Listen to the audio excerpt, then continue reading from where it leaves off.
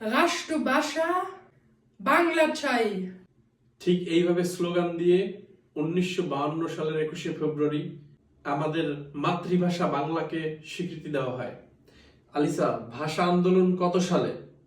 1952 সালে 21শে ফেব্রুয়ারি।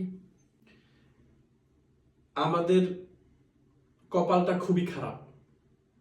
আমাদের দেশের এখনো অনেক ছেলে মেয়ে সঠিকভাবে বলতে পারবে না যে ভাষা আন্দোলন কত সালের কত তারিখে। আসলে আপনারা এটার কষ্ট বুঝবেন না। আমরা যারা বিদেশ করি, আমরা যারা বিদেশ থাকি, অন্য দেশে ভাষা শিখতে, তারা ঠিকই বোঝে যে বাংলা ভাষার মূল্যটা কত। আজকে দেখেন কত দূর আসছি, আইসা এখানে ভাষা শিখতে হয়, কিন্তু তারপরও মাতৃভাষার কতটা ভালোবাসি যে আমার ওয়াইফ বাচ্চারা চেষ্টা করি